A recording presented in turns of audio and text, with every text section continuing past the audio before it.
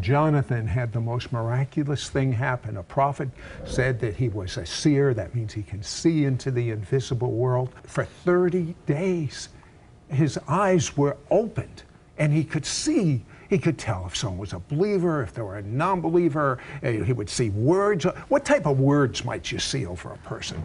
Well, I saw a lot of words that might say depression, unforgiveness, bitterness, resentment, fear. When you see the words, is it like just the words? Is it like chalkboard? Or what do you really see? Well, sometimes it would be written on an object that was stuck in a person. You know, we use the phrase, and someone's been stabbed in the back. Yes. And so there might be the word rejection written on this sword stuck in someone's back. Tell me about the woman that had these 8-foot spears in her. Yeah, this was wild. I'd seen a lot of things, but the Lord started to teach me that these objects had to do with physical healings.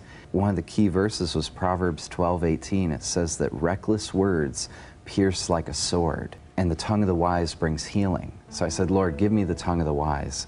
I had this lady come, and she sat down in a chair at one of my meetings where I was praying for healing. She looked like a pincushion. She had spears in the spirit that were sticking out in every direction, about 8 to 10 feet. And on each spear it had a word. It had fear, it had rejection, unforgiveness, bitterness. And as I got close to her, I said, as I always do, can I lay hands on you to pray? And this is the first and only time she said, no, please don't, because it physically hurt if you touched her.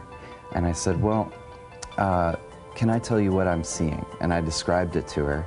And she said, well, that makes sense because I'm on all these medications for fibromyalgia, chronic fatigue, Epstein-Barr virus, and social anxiety disorders as well.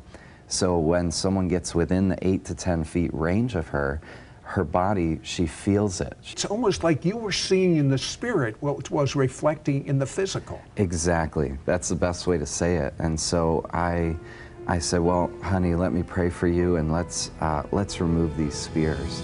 And so we began to pray through prayers of forgiveness and releasing those people who had hurt her.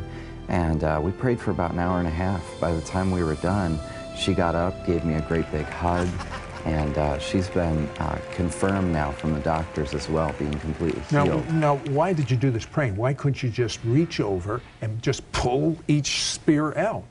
Well, that's a great question, because some people have done that, but the wound is still there. If you pull out the object, but you haven't dealt with the wound it caused, then the person is just in the spirit, they're just bleeding and wounded.